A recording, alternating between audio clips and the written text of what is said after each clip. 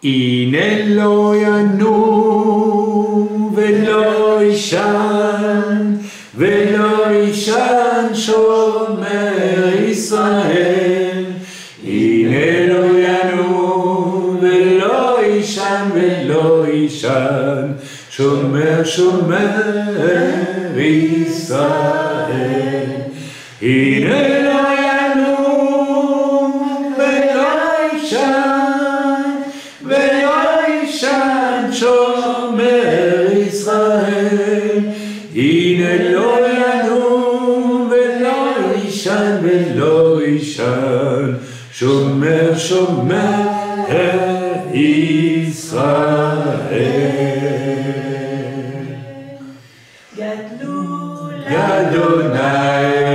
Gadlul Adonai iti uneromen mashmo yadav.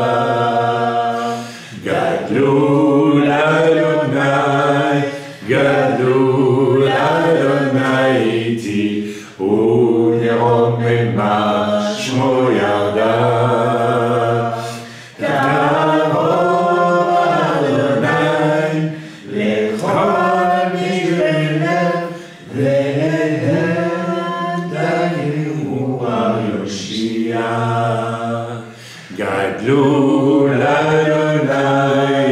Gadlul Adonai iti uneromen mashmo yadav.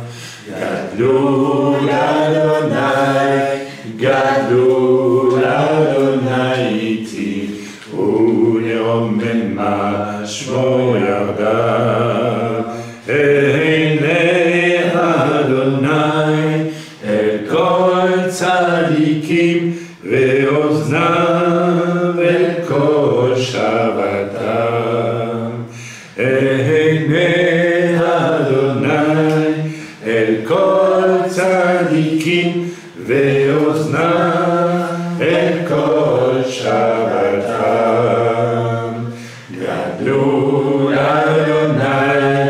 Gadlul Adonai iti uneromen mashmo yadav. Éternel notre Dieu, je souhaite de tout mon cœur te bénir ce matin. Merci Père parce que tu as consolé mon cœur ce temps dernier avec de si beaux témoignages, si simples, si dénués de toute complexité, de toute chose qui ne donne pas la joie et la paix. Mais tu as réjoui mon cœur avec de belles choses dans l'œuvre. Merci pour ce qui se passe dans une partie de l'œuvre où les choses avancent vraiment, parce que les frères et les sœurs ont une relation avec toi d'abord et avant tout. Et pas seulement une relation avec l'Église, une relation confortable et un peu paresseuse, même très paresseuse. Seigneur, merci parce que nous avons eu le bonheur ici de voir un homme à qui nous avions témoigné et qui avait accepté Jésus il y a presque 2 ans, qui est revenu vers nous avec une soif d'être enseigné. Et nous avons commencé à l'enseigner. Nous avons un nouveau frère ici même en France, et nous nous en réjouissons. Merci Père parce que tu veux nous réjouir avec des âmes réellement sauvées, des âmes qui réellement sont passées comme Jacob par le gué de Jabbok. Jacob, c'est l'homme qui a cherché Dieu de tout son cœur pendant des années et qu'il a rencontré au gué de Jabbok. Tu as voulu me connaître, tu as voulu une relation personnelle avec toi. Tu n'as pas voulu être simplement un bon, entre guillemets, chrétien, parce que tu appartenais à la maison de ton père. Isaac, fils d'Abraham. Mais parce que tu as cherché pour toi-même. Alors un jour l'ange de l'Éternel, Jésus certainement, est venu vers toi. Et tu lui as dit, toi, Jacob, je ne te laisserai point, il parle à Dieu, que tu m'aies béni. C'est-à-dire que tu m'aies donné la clé d'une relation constante et continue avec toi, le Dieu des cieux. Et Yeshua va dire, ok, Mais pour ça, je vais devoir te révéler qui tu es. Parce que tu es quand même Jacob le fourbe. Tu es un homme pécheur. Et pour ça, je te casse la hanche.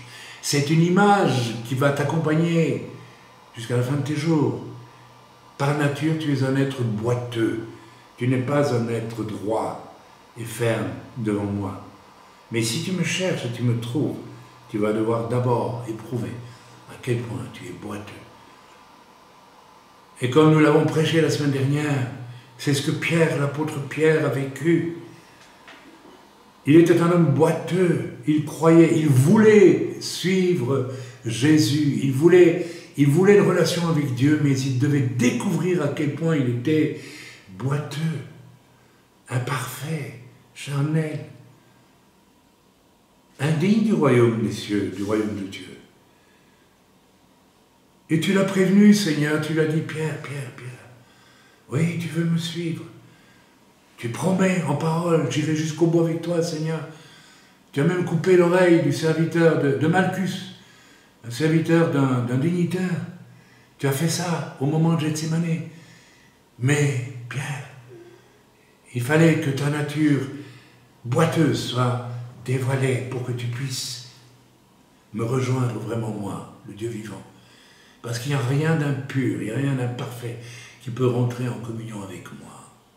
Et pour ça, et je t'en avais prévenu, Pierre, avant que le coq chante, tu m'auras renié 3 fois, et tu as renié ton Seigneur, celui que tu disais aimer tant, parce que ta nature d'homme ne te permettait pas autre chose, en réalité. Et l'Écriture nous dit que tu sortis, et tu pleuras amèrement, parce que tu découvris alors ce que ta nature véritable était. Tu es devenu un Jacob qui boite, parce qu'il sait ce qu'il vaut. Et il ne s'illusionne pas sur lui-même. Et à partir de là, s'étant repenti, vraiment, en pleurant amèrement sur sa nature mauvaise, il a pu entrer en relation avec Dieu. Il a été digne. Sans repentance, il n'y a pas de relation possible avec Dieu. C'est impossible. Merci Père, au nom de Yeshua. Au nom de Yeshua, louons le Seigneur. Il est exalté, le roi est au-dessus des cieux. Je veux le louer, il est élevé à jamais exalté, et je loue son saint nom. Il est Seigneur, sa vérité régnera. Tout l'univers se réjouit dans son saint nom.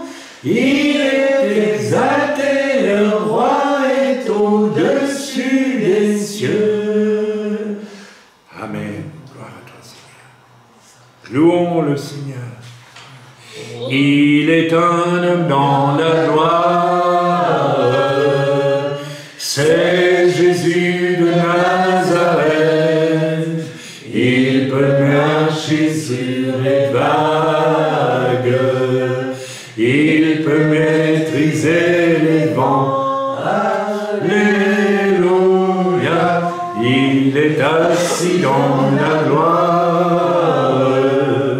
Et je sais qu'il prie pour moi. Il est là auprès du Père. Et bientôt il reviendra. Kadosh, Kadosh, Kadosh,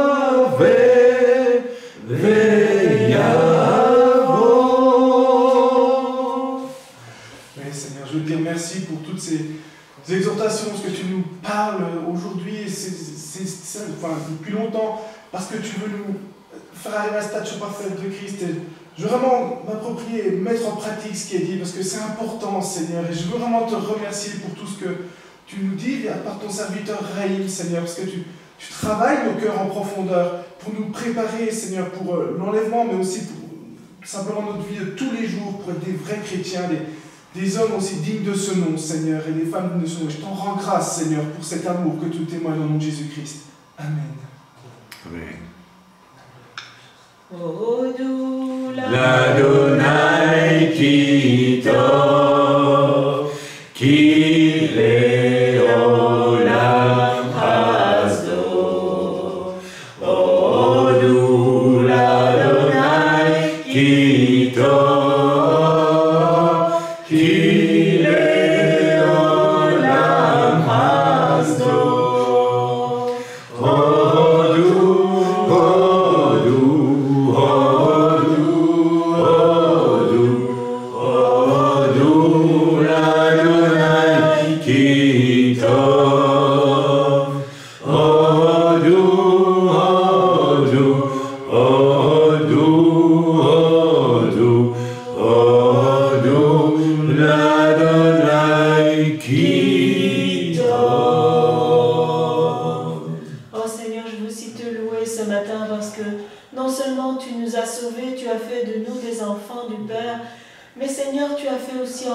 Que nous puissions véritablement être des pierres vivantes qui constituent, Seigneur, un édifice spirituel, Seigneur.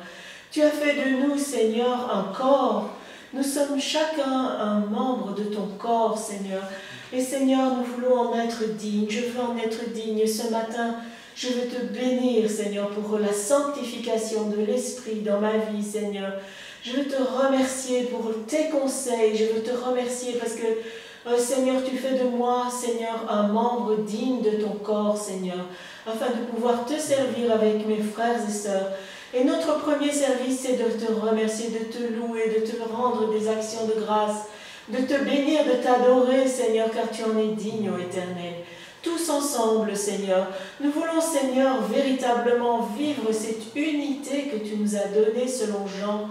Dans Jean 17, la prière sacerdotale, Seigneur, tu nous as donné de vivre cette unité, mais Seigneur, ça ne peut être que dans la vérité et dans l'amour, Seigneur. Alors au nom de Yeshua, je veux me tourner vers toi et te bénir, te glorifier, Seigneur, et avec mes frères et sœurs, te rendre un culte qui t'est agréable, te bénir, Seigneur, élever ton saint nom, car tu es digne d'être adoré, tu es digne d'être loué. Ô Éternel, je te glorifie ce matin. Au nom de Yeshua, Seigneur, ton Fils bien-aimé, je te remercie, Seigneur. Ô Éternel, merci, Seigneur, pour la destinée que tu as pour ton Église. Merci, Père éternel. Amen. Amen. Gloire à toi, Jésus. Amen. Evenu shalom aleichem. Evenu shalom aleichem. Evenu shalom aleichem. Plus vite, s'il vous plaît. Evenu shalom, shalom, shalom aleichem. Evenu shalom aleichem. Evenu shalom aleichem. Evenu shalom aleichem. Evenu shalom, shalom, shalom aleichem. Amen. Gloire à Dieu. Si quelqu'un a encore à cœur de louer le Seigneur, qu'il le fasse sans qu'on ait à le demander, s'il vous plaît. Ok, bien. Apparemment, tout le monde a loué le Seigneur. Donc, nous allons passer à l'offrande. Tout simplement, s'il vous plaît, on a encore parfois l'impression, je le dis franchement, qu'il faut vraiment tirer pour obtenir Vous êtes, je ne sais pas combien là, et il y a eu peut-être 2 personnes qui ont proposé une louange, c'est dommage quand même. Alors que c'est un bon exercice, n'est-ce pas? Vous aviez un chant à donner, certains? Je peux avoir, levé la main. Qu'est-ce que vous avez attendu pour le chanter? C'était le même que toi. Comment? Aussi. C'était le même que le mien. Ah ben alors c'est qu'on est au moins dans l'unité. Dans l'esprit. Bon, que Dieu soit loué. Et les autres, vous aviez un chant? Levez la main ceux qui avaient un chant qui n'était pas le mien. Vous attendez pour le lancer? On a essayé. Ah, vous avez essayé. Ah, c'est la faute d'Elisheva, d'accord. Bon, ok. Non, essayez d'être, s'il vous plaît. Non, écoutez, j'en profite. C'est pas parce qu'on est par Skype qu'il faut attendre 2, 3, 4, 5 secondes. Allez-y, ouvrez vos micros et vous savez quand le chant précédent va finir. Et puis vous louez le Seigneur aussi. Autrement, ça pèse. J'aimerais que vous compreniez. Peut-être pas de votre faute, hein, mais ça pèse très lourd. Bien, quand vous chantez aussi, s'il vous plaît, la façon dont nous chantons reflète notre Evenu Shalom Aleichem. Voilà, je vais aller dormir, moi. Non, c'est un chant dynamique. Amen. Soyons des Jacob, soyons dynamiques. Des vrais Jacob, hein. On peut avoir le nom, mais voilà. Alors, on va passer à l'offrande. Seigneur, nous apportons nos offrandes, Père, au nom de Jésus. Ce matin, nous apportons nos offrandes et nous te prions, Père, de les bénir, de les utiliser vraiment pour les besoins de l'Église, pour les besoins des uns, des autres, de ton serviteur aussi, de tous ceux, Seigneur, qui sont dans le besoin. Amen. Je rappelle ce grand principe, s'il vous plaît. Si vous passez par un moment difficile, c'est même permis par Dieu, parfois, pour tester l'amour de l'Église. Eh bien oui, donc vous avez le droit, je dirais presque le devoir, de signaler vos difficultés. Et certains ne le font pas parce qu'ils sont fiers. C'est votre problème, vous êtes orgueilleux, c'est comme ça. Donc, parfois, nous avons des difficultés permises par Dieu pour vérifier si d'abord nous serons humbles pour en parler. On n'est pas obligé, hein, on n'est jamais obligé. Mais l'Église est un lieu où on s'aime, où l'on se soutient les uns les autres, que ce soit dans le domaine physique, le domaine moral, le domaine même psychologique, on se soutient, on s'aime, et ça inclut le problème matériel, où nous nous entraidons chaque fois que c'est possible. Voilà, merci Seigneur. Faisons nos offrandes maintenant, si c'est fait, et c'est bien, un peu partout. Vous passez vos boîtes, là, c'est bien. Très bien, merci Seigneur. Voilà, même Rachel a fait sa petite offrande, je crois, en passant, après ce que j'ai vu. S'il vous plaît, ne prenez pas, c'est bien. Ok. Père éternel, nous t'avons déjà prié pour ces offrandes, mais je prie encore ce matin, afin que, d'abord nous voulons te remercier, parce qu'à travers ces offrandes, tu pourvois toujours de façon très équilibrée à tous les besoins. Je le vois depuis des années, des années, des années. Et je te rends grâce, Père, de ce que tu donnes à ton peuple aussi, de faire pour chacun sa part dans ce domaine, dans le nom de Yeshua. Seigneur, nous devons tous faire notre part. Amen. Personne n'est mis de côté avec cela. Dans le nom de Yeshua, mais tous sont libres dans ce domaine-là. Que Dieu soit béni, que Dieu soit loué. Amen. Bien, nous allons aller dans la parole de Dieu ce matin. Et je vous demande de bien écouter parce que c'est un message, je me suis demandé ce matin ce que je vais te donner. Parce que c'est un message qui, au fond, a beaucoup de points communs avec le message de la semaine dernière, mais ce n'est pas le même message. Mais c'est un message, peut-être le dernier message, peut-être, que je peux donner afin que chacun se décide à avoir une vraie relation avec Dieu, personnelle, intime, et non pas une relation de suiveur,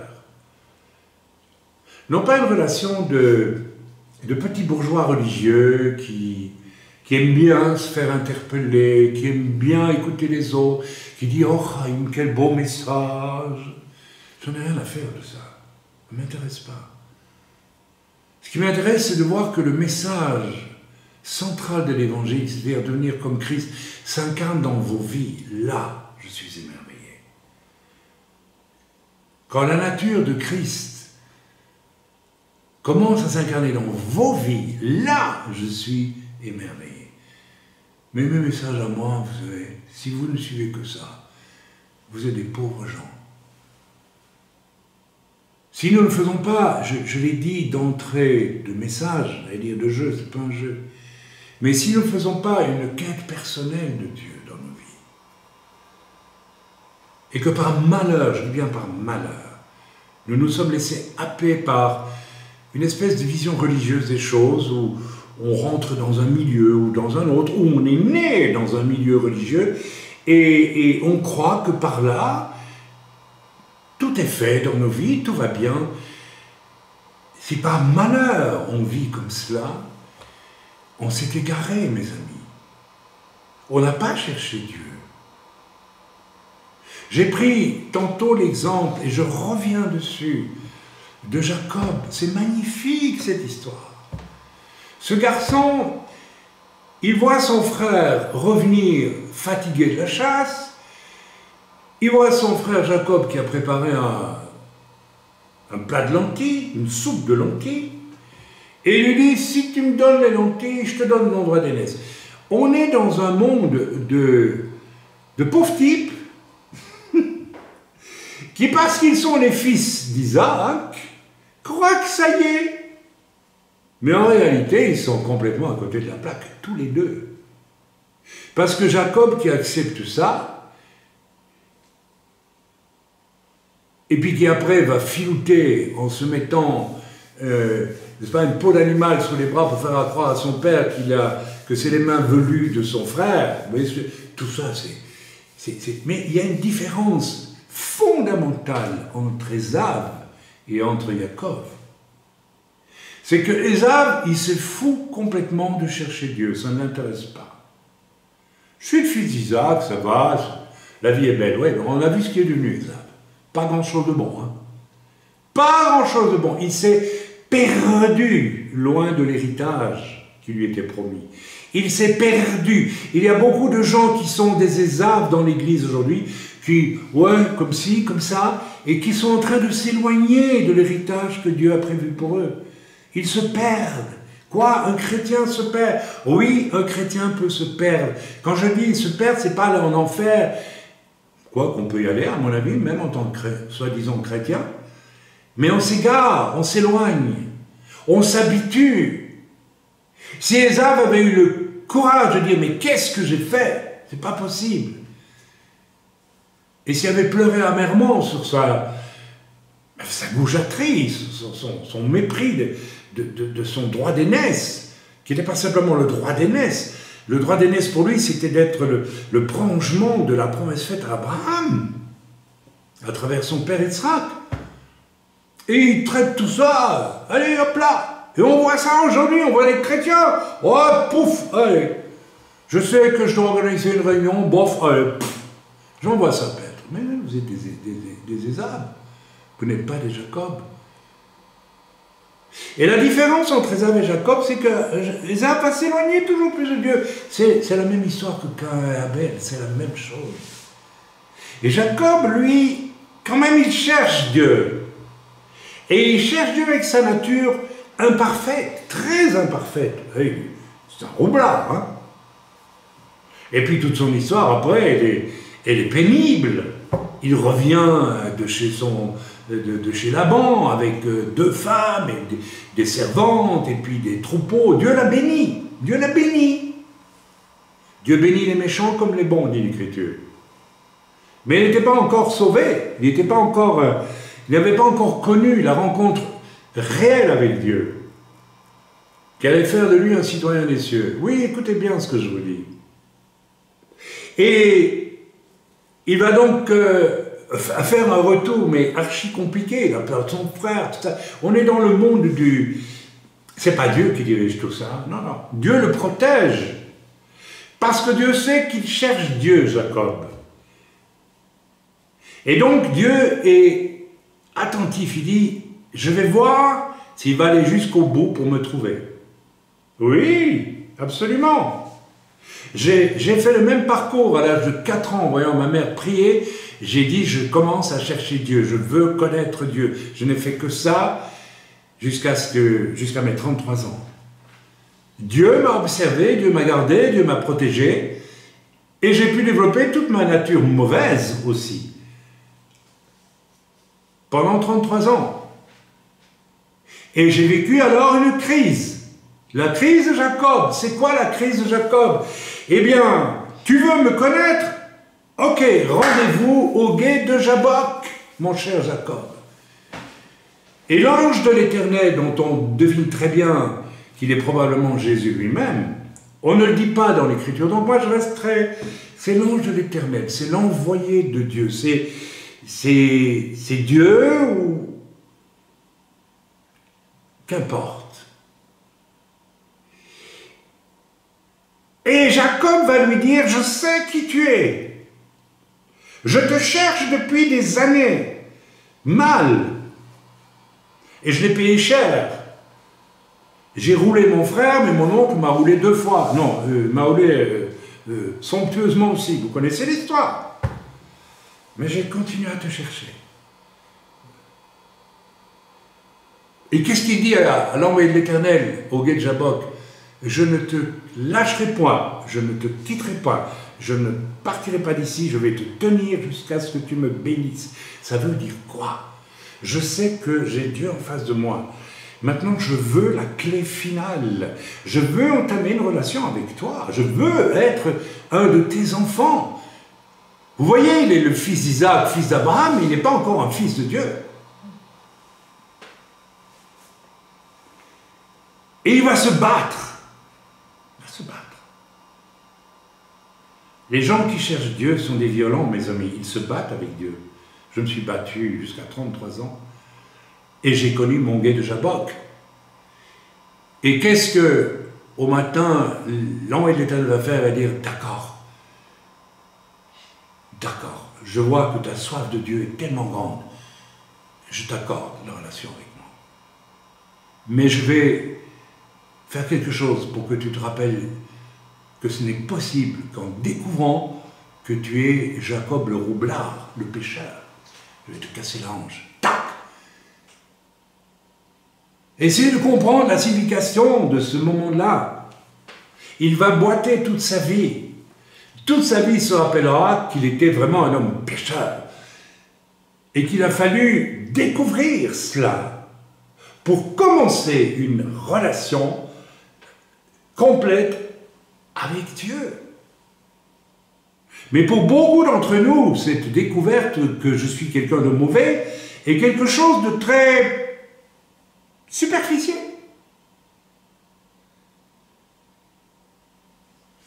Celui qui a la soif de rencontrer Dieu, il va passer toujours par un gué de Jabbok. Comme Pierre, je vous ai parlé de Pierre la semaine dernière, n'est-ce pas? Je vous en ai parlé. Pierre voulait suivre Jésus, il a compris, il a dit lui-même, tu es le Mashiach, tu es le Messie, tu es le Fils de Dieu. Je te suis.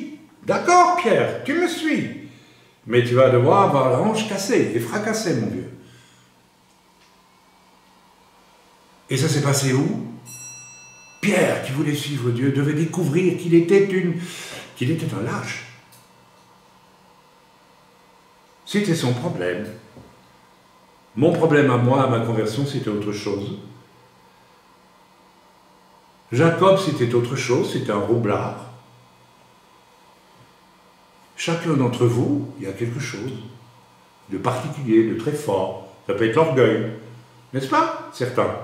Vous avez dû vous battre avec l'orgueil, n'est-ce pas? Mais Dieu vous a cassé la hanche. Et j'espère qu'il l'a bien cassée. Parce que si elle n'est pas cassée, il faut encore qu'il la casse. Et pour Pierre, ça s'est terminé comment? Moi, je te suis, Jésus, je vais aller jusqu'au bout avec toi. Non, non, non, non, non, non, il t'arrivera rien, je serai là pour te protéger. Hein, c'est ce qu'il disait. Et il était sincère. Il était sincère. Mais il fallait qu'il découvre qu'il y avait en lui surtout une nature d'homme pécheur et perdu. Alors il va trahir Jésus. Et comment qu'il va le trahir? Avec imprécation, dit l'Écriture. Et là, sa hanche est cassée. Paf! Oui, tu as voulu t'approcher de moi, mais tu vas d'abord découvrir qui tu es, mon cher Pierre. Et c'est la même chose pour chacun d'entre nous. Et l'Écriture nous dit, c'est tellement simple. Pierre sortit et pleura amèrement. Parce que Pierre a réalisé qui il était. Et que pour suivre Dieu, il faut commencer par là. Ça s'appelle comment ça? Ça s'appelle la repentance. Pas la repentance. Vous savez, quand Jésus... Il y a une repentance que je n'aime pas du tout parmi les chrétiens. Pas du tout. Vous savez, quand Pierre va dire à Jésus à un moment donné, mais non, ça ne va pas t'arriver de mourir, etc., etc., Jésus se retourne vers lui et lui dit, arrière de moi, Satan. Jésus ne lui parle pas, mais enfin, Pierre, tu te rends compte, tu devrais demander pardon, là, c'est pas la volonté de Dieu, ce que tu dis, etc. Non. Je connais tant de chrétiens qui n'ont jamais connu le gué de Jabbok, pour leur part, qui n'ont jamais connu cette épreuve de comprendre qui ils sont réellement, parce qu'ils sont dans la confiture religieuse la plus abominable depuis toujours. Alors Dieu les reprend à travers les prédications, à travers les frères et les sœurs, et ils demandent pardon 10 000 fois. Mais ils ne passent pas par le gué de Jabbok.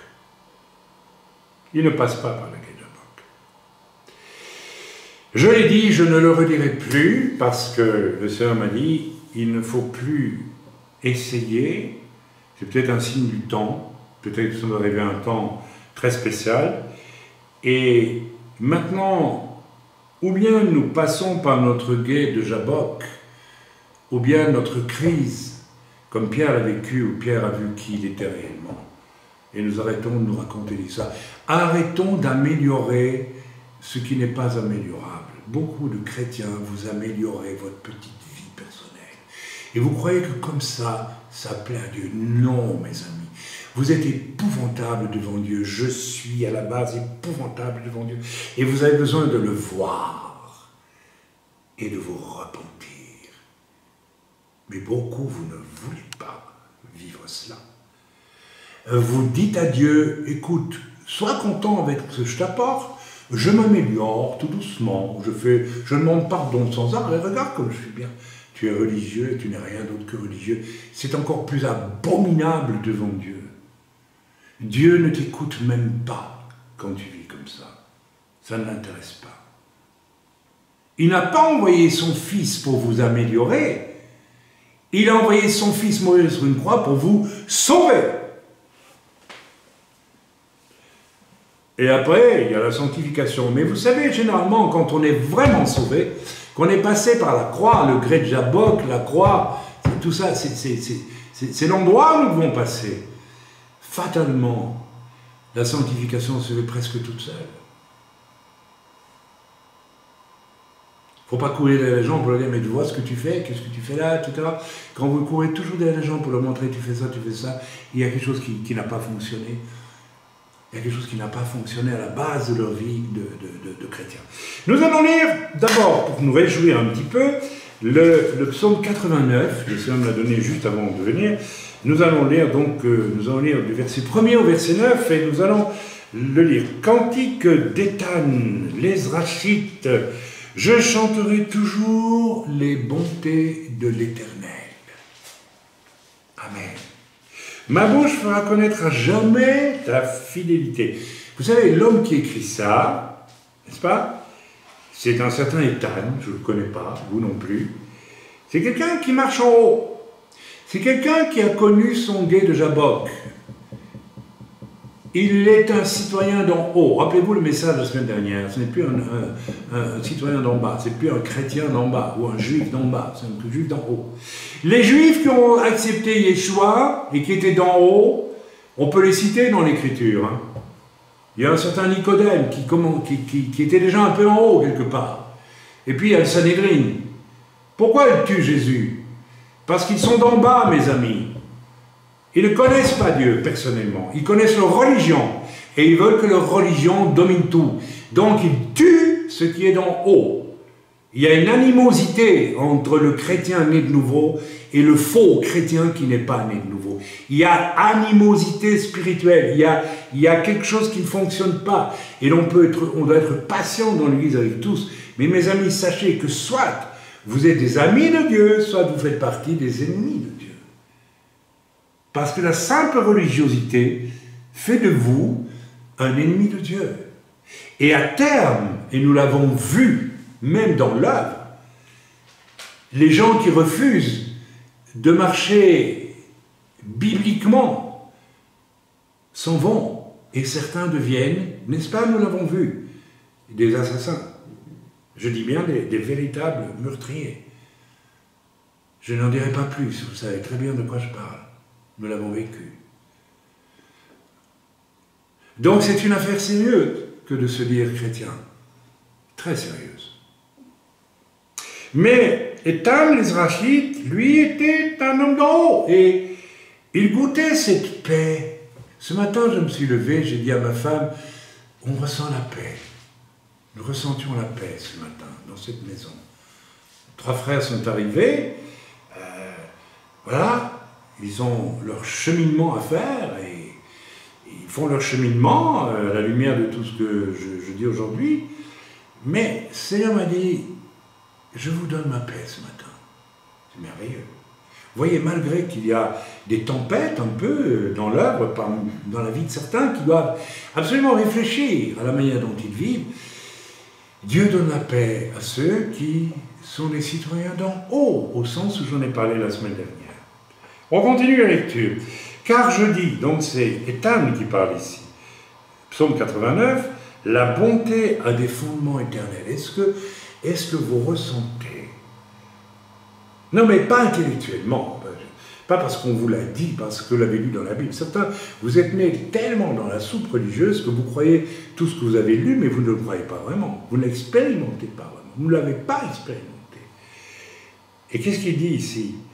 La bonté a des fondements éternels.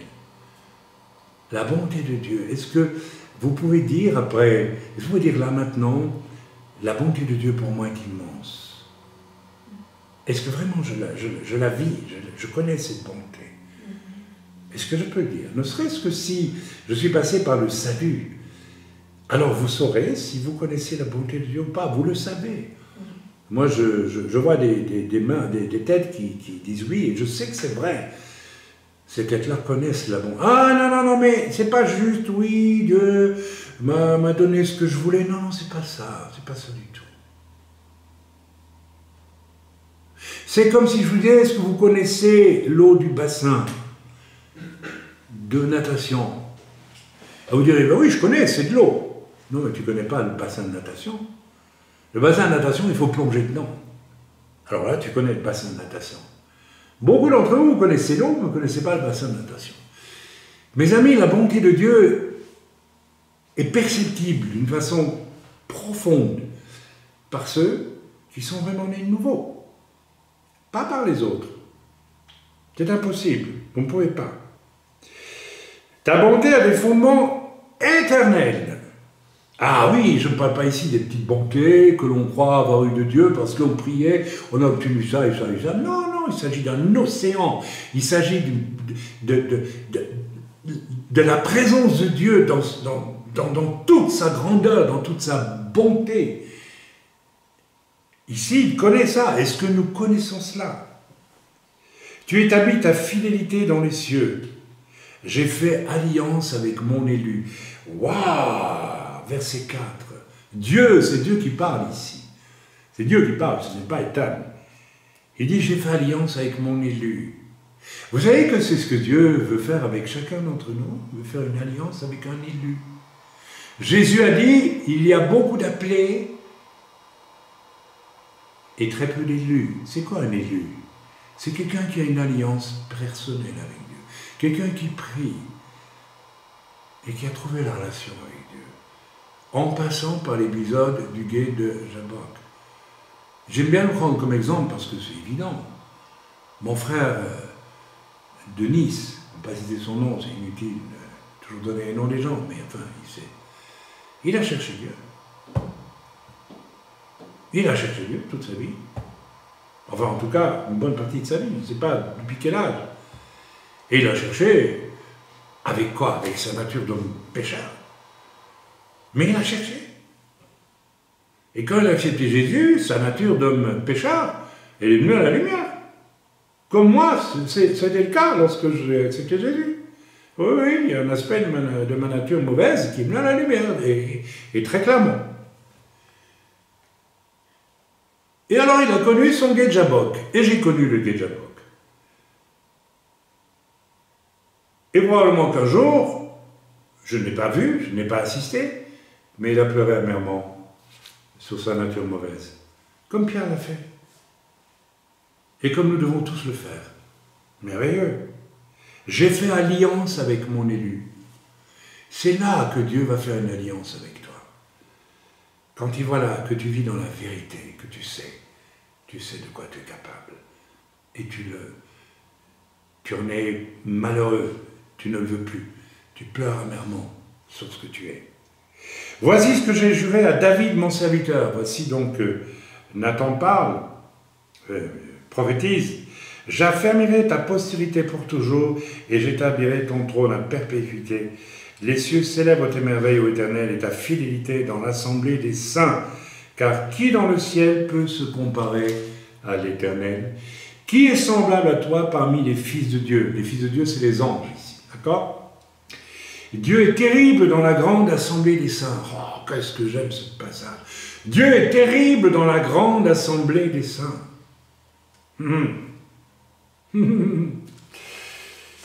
Vous savez, si Dieu devait se dévoiler tel qu'il est aujourd'hui, la plupart d'entre nous en tomberaient morts.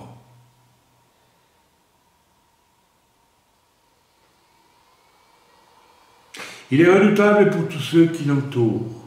Il est redoutable pour tous ceux qui l'entourent. Ça veut dire quoi? Ça veut dire que fréquenter Dieu, c'est très dangereux. Si on ne fait pas attention au terme du contrat, de l'alliance. Il faut chercher Dieu de tout son cœur et savoir qu'on va le trouver, mais qu'il va aussi nous briser l'ange. Alors, il fera une alliance personnelle avec moi. Alors, je suis membre de l'Église. Autrement, je ne suis pas membre de l'Église. Je suis membre religieux d'une église, et puis c'est tout. Ça ne veut rien dire. Ça m'a toujours énervé profondément. Depuis l'âge de 15 ans, je suis d'origine israélite, mais juif plutôt, par mes ancêtres, mais j'ai grandi comme catholique, j'ai cherché Dieu. À 15 ans, j'ai vu que les 3 prêtres à qui je parlais un jour ne croyaient pas en Dieu. Et je dis, ce sont des escrocs. Ce sont des escrocs. Il y a des pasteurs qui ne croient pas en Dieu aujourd'hui et qui prêchent. Ce sont des escrocs. Je ne sais plus ce que je voulais dire, je réfléchis. Et j'ai cherché Dieu. J'ai cherché Dieu et j'ai fait, pendant ces années-là, j'ai cherché Dieu. Il y a une époque de ma vie où je croyais que je voyais des anges. Je cherchais Dieu. Je racontais à un ami chanteur en Belgique, un poète, chanteur. Oh, je suis sûr qu'à travers la fenêtre, je suis sûr qu'il y a des anges là qui... Alors, je ne pratiquais pas un culte des anges, mais je savais qu'il y avait des anges qui me gardaient. Je savais ça. Parce que je n'étais pas sauvé, mais je savais. Parce que j'ai vu ma vie sauvée 2, 3, 4 fois d'une manière extraordinaire. Je cherchais Dieu et je péchais. Et j'avais ma propre morale, ma propre justice qui n'était pas bonne, qui n'était pas celle de Dieu, qui était mixée avec des influences de l'époque, enfin, le monde. Mais j'ai continué à chercher Dieu, mais j'aurais pu mourir. Et j'ai continué à chercher Dieu. Et 1 an avant ma conversion, Dieu m'a dit, tu sais, toi, dans l'état où tu es, tu vas en enfer. C'est redoutable de chercher Dieu. Il faut le chercher jusqu'au bout. Tu sais pas Dieu qui a décidé que j'allais en enfer. Il m'a dit, dans l'état où tu es, tu vas en enfer. Et je cherchais Dieu pourtant. Mais j'ai continué à chercher Dieu. Si vous ne cherchez pas Dieu de tout votre cœur, si vous ne cherchez pas vous personnellement, vous n'y arriverez jamais, mes amis. vous perdez votre temps et vous le faites perdre à l'Église elle-même. Nous allons lire à présent le psaume 26, Amen, qui est un peu à mettre en relation avec ce que j'ai prêché la semaine dernière. Voilà, donc le titre donné par un commentateur de la Bible, peut-être Louis II ici, je suppose, au psaume 28, c'est certitude, 26, pardonnez-moi. Donc c'est la prière du juste persécuté. Nous allons parler de la situation du juste, de celui qui a, en suivant tout ce que j'ai dit précédemment, établi une relation d'alliance avec Dieu, personnelle, individuelle. Pas seulement, pas à travers un pasteur, une église, et qu'est-ce que c'est, etc., où on l'a bercé d'illusions, mais qui a cherché pour lui-même cette relation et cette alliance avec Dieu. Cette alliance qui coûte tout. Qui coûte de découvrir en quoi nous sommes odieux, chacun, dans notre personnalité humaine. C'est l'orgueil, c'est la débauche, c'est, je ne sais pas moi, autre chose. Enfin, il y a plein de choses, n'est-ce pas? Et pour chacun d'entre nous, c'est différent. Il y a un point saillant, et puis il y a d'autres choses aussi. Le Seigneur n'est pas venu seulement pour nous sauver une seule tendance, mais il y a une tendance majeure dans chacun d'entre nous qui est laide, qui n'est pas belle. Chez certains, c'est la paresse. Vous savez, c'est pas beau la paresse. C'est pas beau. C'est laid la paresse. C'est très laid la paresse. Chez d'autres, c'est la gourmandise. Oui, et la gourmandise, j'aime bien manger, c'est pas bon. Vous mangez pour vivre et pas vivre pour manger, dit le proverbe. Après, on s'étonne qu'il y a toutes sortes de problèmes de santé, n'est-ce pas? Avec le diabète et tout ce qui s'ensuit. J'en sais quelque chose. Que Dieu soit béni, que Dieu soit loué. Il m'a fait maigrir, et pas mal. J'ai encore maigri ici, c'est formidable, je bénis le Seigneur pour ça. Mais ce n'est pas la chose la plus importante pour moi, croyez-moi bien. Donc nous lisons ensemble ce psaume 26, et nous allons y voir que l'homme ou la femme qui a établi une alliance avec Dieu va devoir vivre parfois aussi avec des hommes et des femmes qui se disent frères, mais qui n'ont pas une alliance avec Dieu et qui sont juste religieux. Et c'est une grande souffrance. Nous allons lire une grande souffrance. Donc j'encourage déjà d'avance tous ceux qui ont fait une alliance avec Dieu, une véritable alliance, à savoir qu'ils peuvent être entourés. Vous savez, dans un couple, parfois, vous avez quelqu'un qui a une alliance, l'autre qui n'a pas d'alliance. Dans une même famille, il peut y avoir une, deux personnes qui ont une alliance avec Dieu et les autres sont des suivables. Alors c'est une difficulté parce que l'on croit que les autres sont comme nous, qui avons une alliance, et puis on se rend compte qu'ils ne marchent pas du tout à la même vitesse, ni dans le même schéma. Voilà. Je roule dans la même voiture, je suis en 4e vitesse, eux ils sont toujours en 2e. Ça fait grincer les moteurs. C'est très dur. Et ça peut devenir même une persécution. Nous allons lire ensemble. Psaume 26. Rends-moi justice éternelle, car je marche dans l'intégrité. Alors, c'est quoi l'intégrité ici? Ben écoutez, l'intégrité, c'est être intègre avec Dieu. J'ai cherché Dieu de tout mon cœur, parce que j'étais coupé, séparé de Dieu par ma nature pécheresse dès ma naissance. Et tu peux être né dans n'importe quelle église, n'importe quel mouvement, tu n'en es pas moins, comme tout le monde, et peut-être pire encore, quelqu'un de pécheur et de mauvais. Et ce n'est pas d'avoir grandi comme une fleur artificielle dans une religion, etc., qui a fait de toi un être sauvé. Ce n'est pas vrai. Tu es peut-être pire encore que celui qui n'est païen et qui cherche Dieu de tout son cœur et qui le trouve. Amen. Rends-moi justice éternelle, car je marche dans l'intégrité. L'intégrité, c'est chercher Dieu, et puis de découvrir que nous avons de sacrés problèmes, et que Dieu doit nous casser la hanche au guet de Jabbok, et qu'on doit l'accepter. Certains ne supportent pas l'idée d'être pécheurs. Ils savent qu'ils sont pécheurs, mais ils ne supportent pas l'idée, ils ne supportent pas de l'accepter. Ils ne veulent pas. Non, non, non, non, c'est pas possible, moi je ne peux pas. Ça s'appelle comment? Ça s'appelle orgueil. Alors ils vous diront, bah oui, mais je suis orgueilleux. Bah écoute, désenorgueillis-toi. Hein. Laisse Dieu casser ta hanche la prochaine fois que tu pêches, et puis pleure amèrement sur ce que tu es. Pleure amèrement, et honte de ce que tu es. Et Dieu te proposera une alliance. Mais tant que tu ne le fais pas, tu n'auras pas d'alliance avec Dieu. Je me confie en l'Éternel, je ne chancelle pas. Sonde-moi, Éternel, éprouve-moi. Fais passer au creuset mes reins et mon cœur. Oui, le psalmiste ici, il veut absolument, il dit à Dieu, tu me radiographies tous les jours, parce que je veux être sûr que ma relation avec toi est parfaite. Vous savez, quand un frère ou une sœur me dit, frère, il faut vraiment me dire si Dieu te montre quelque chose qui ne va pas dans ma vie. Je dis, oh là là, ça c'est bon signe.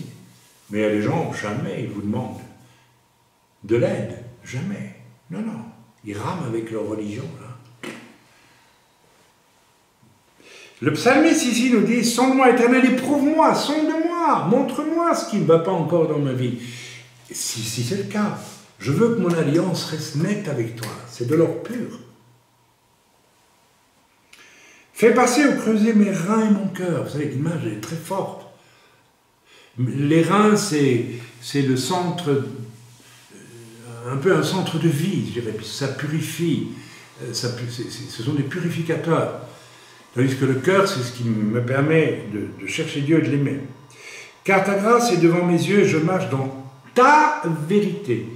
Dans ta vérité, ô Dieu. Alors attention, beaucoup d'hommes et de femmes religieux ont la vérité. Ah mais non, moi j'ai grandi pentecôtiste, catholique, darbiste, réformé, etc. Et ils sont imprégnés d'une vérité d'homme. C'est à tel point parfois que c'est ridicule. Mais le psalmiste ici dit, je marche dans ta vérité. Ta vérité, je viens de vous donner une idée de ce que c'est. Tous sont pécheurs et sont privés de la gloire de Dieu. Point barre. Si tu n'acceptes pas ça, tu ne peux pas être sauvé. C'est tout, terminé. Tous les sentiers de l'Éternel sont... Oh, pardon, excusez-moi. Je ne m'assieds pas avec les hommes faux. Faux. Oui, mes amis. Attention, je vais y venir là, dans le message, parce que là, je n'ai pas commencé le message. Mes amis, il y a une certitude. Si je ne cherche pas Dieu de tout mon cœur, et que je me contente d'un ersatz religieux, je vais devenir faux, hypocrite. Et vous savez, je l'ai vu. Combien de fois dans l'Église, en 40 ans de vie chrétienne, j'ai vu la fausseté. J'ai vu, et ce n'est pas de temps en temps, ça apparaît toujours. Parce que tant que ta vieille nature n'est pas passée au guet de Jabbok, tant que tu n'as pas vécu comme Pierre de découvrir que tu es un faux jeton, peut-être, tout simplement, tu es faux. Pierre a découvert, n'est-ce pas, là-bas, alors que Jésus l'est crucifié, je suis un homme faux, je suis un vantard, mais je suis faux. Je suis faux, faux, faux. Pourtant, Dieu, l'Esprit de Dieu m'a montré que Jésus était le Messie, mais moi je suis faux. Je suis faux, je suis faux, je suis faux. Donc, ne dites pas trop vite, mais moi ça va, je ne suis pas faux. Vous êtes profondément faux.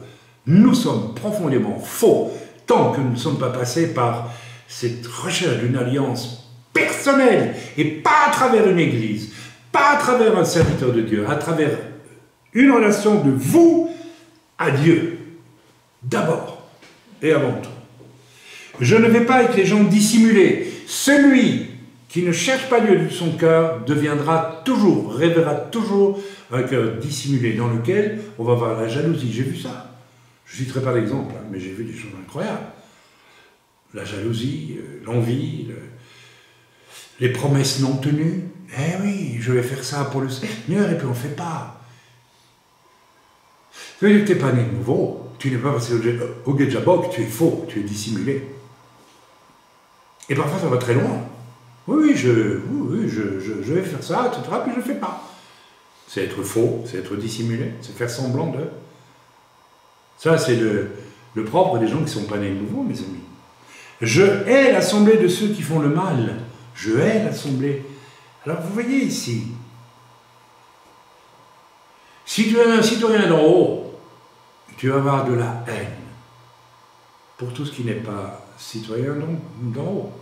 Alors pas une haine qui s'exprime dans la méchanceté et la colère, mais intérieure. J'ai vécu il y a quelques semaines un moment magnifique, je n'ai pas honte de le dire, où je me suis trouvé parmi quelques personnes et j'étais plein d'amour et de joie, et cet amour et cette joie étaient partagés avec eux. Et j'ai dit, tiens. Et Dieu m'a dit, tu sais ce que tu ressens au fond de ton cœur vis-à-vis de pas mal de chrétiens? L'Esprit de Dieu en toi a de la haine pour le faux semblant qui est dans leur vie. Alors qu'en réalité, ils n'ont pas d'alliance avec moi, dit le Seigneur. Je vais aller loin, je vais vous choquer, je sais.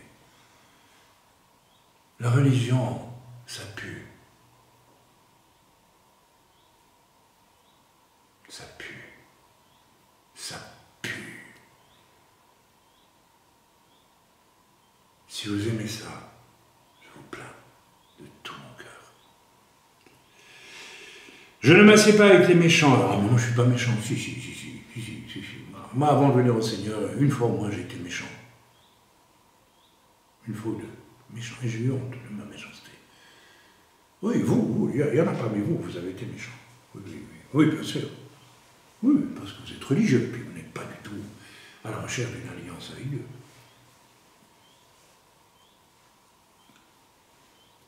Je lave mes mains dans l'innocence. Celui qui a une alliance avec Dieu, il lave ses mains dans l'innocence. Pilate a lavé ses mains, mais pas dans l'innocence. Mais quel bonheur de pouvoir dire, Seigneur, je suis pur devant toi, je suis innocent, parce que mon cœur l'a voulu, et je t'ai rencontré, tu as brisé, tu m'as révélé qui j'étais, tu me l'as montré, et j'ai pleuré sous mon péché, et j'ai voulu en être délivré. J'ai voulu être délivré de mon orgueil, j'ai voulu être délivré de mon addiction à des choses qui ne sont pas nommables. N'est-ce pas, on comprend tous, j'étais délivré de ma paresse, j'étais délivré de ma gourmandise, j'étais délivré de ma méchanceté, de ma sournoiserie, de ma fausseté, de toutes ces choses. Je m'efforce de paraître quelqu'un de bien, et à la première occasion, je révèle que je suis capable de tout et du pire. Je lave mes mains dans l'innocence. Seigneur, je t'en supplie. Je vais avoir 73 ans, 73 en Belge et en Suisse. J'arrive tout doucement vers la fin de ma vie. S'il te plaît, garde-moi que je puisse, si je dois mourir un jour prochain, que je puisse dire je me sens innocent. Je me sens innocent. Et il faut avoir le courage de se regarder en face. Hein. Amen. Et je vais autour de ton autel, ô Éternel. Vous savez, il y a peu de temps, j'ai commis une erreur. Vous vous rappelez? Un peu à cause de deux hommes qui m'ont tendu un piège, involontaire peut-être, par leur négligence.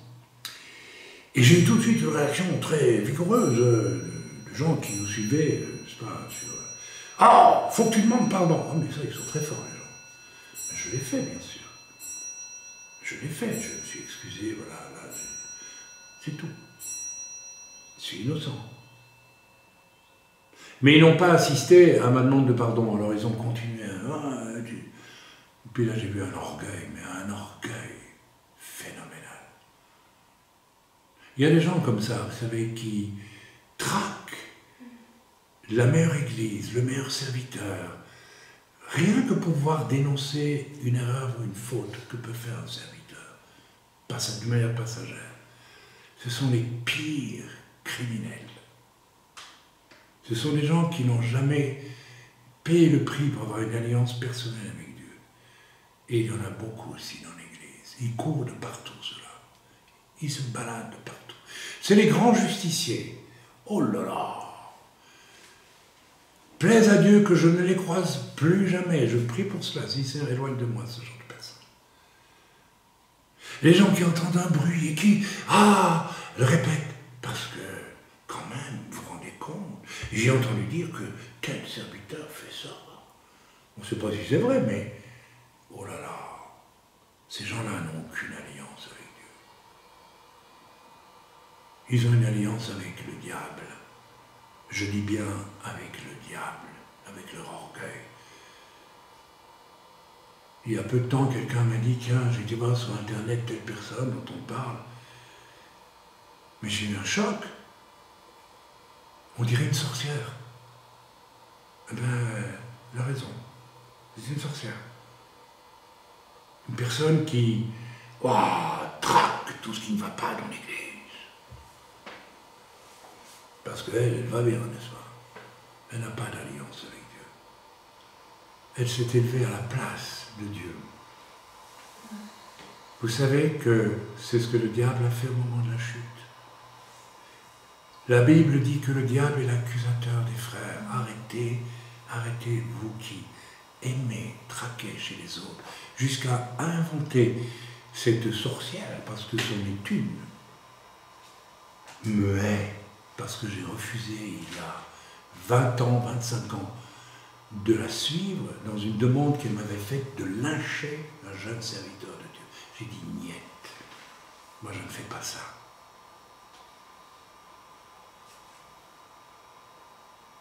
Et il n'y a pas très longtemps, elle a inventé même quelque chose me concernant pour me détruire. Ces gens-là, mes amis, ne sont pas des enfants de Dieu. Pas du tout. Et je vais autour de ton autel, ô Éternel, pour éclater en action de grâce. C'est pour ça que j'aimerais tellement que notre louange soit... que ça se bouscule. Ça ne me dérangerait pas qu'il y en ait 3-4 à la fois qui proposent un chant. Amen, que ça se bouscule. Et raconter toutes tes merveilles. Éternel, j'aime le séjour de ta maison, le lieu où ta gloire habite. Est-ce que nous pouvons lire ça? Où est-ce qu'on trouve le séjour de ta maison? C'est pas dans l'église. Oui, tu viens à l'église, il peut y avoir une atmosphère de sainteté magnifique, mais c'est dans ta relation avec Dieu, personnelle, c'est là que tu trouves ta maison. Dein Hause, Abeit Sheli, en hébreu. Ta maison, elle est au ciel. Mais tu n'y montes pas. Tu ne veux pas y monter, tu veux rester sur la terre. N'enlève pas mon âme avec les pécheurs. N'enlève pas. Alors ça veut dire quoi? Ça veut dire, Seigneur, d'être obligé de fréquenter des gens mauvais, finalement.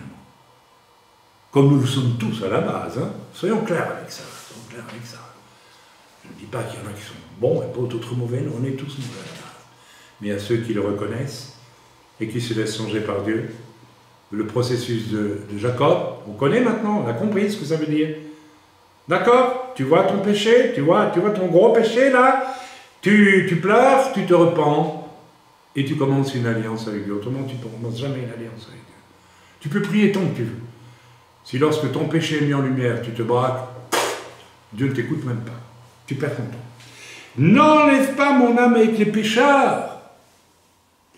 Ma vie avec les hommes de sang. Vous vous rendez compte? Le Seigneur parle d'hommes de sang. C'est quoi les hommes de sang? C'est ceux qui tuent. C'est ceux qui sacrifient les autres. C'est ceux qui traînent les frères et les sœurs devant les tribunaux. C'est ça, alors que c'est interdit par la parole de Dieu. Parce que c'est une honte absolue.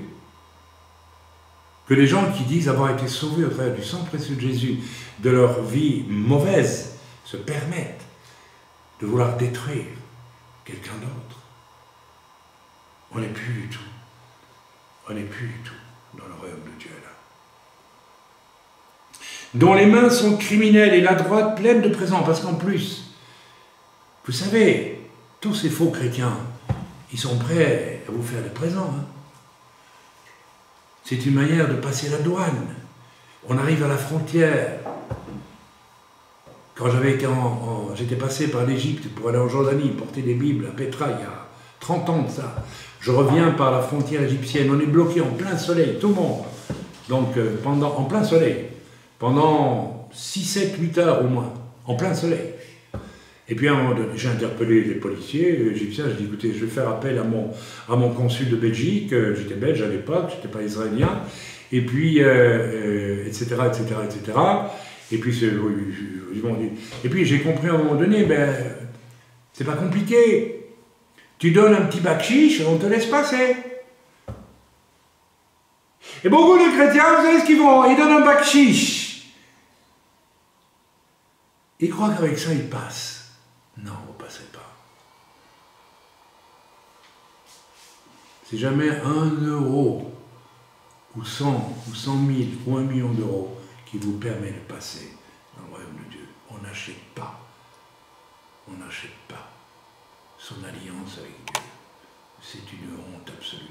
Et j'ai connu, pour ma part, des chrétiens qui venaient vers moi. Parfois, il m'est arrivé de leur refuser. J'ai dit non, je ne veux pas votre don. Parce que ça sent tellement le bakchiche. Moi, je ne propose pas le bakchiche. Moi, je marche dans l'intégrité, délivre-moi et aie pitié de moi, mon pied est ferme dans la droiture, je bénirai l'Éternel dans l'assemblée. Titre du message, la prière du juste persécuté. Ici, le juste se sent persécuté parce qu'il doit vivre avec les injustes. Quand on parle de persécution, on pense tout de suite à ce qui est visible, j'allais dire croustillant, mais c'est déplacé comme expression, donc je la retire tout de suite. C'est-à-dire la persécution violente qui amène la mort. Par exemple, il y a quelques années, c'est un exemple parmi des centaines d'autres, et peut-être probablement des milliers d'autres aujourd'hui. N'est-ce pas? Portes ouvertes nous rapporte la persécution, c'est-à-dire que nous ne vivons pas en Occident, il faut le reconnaître.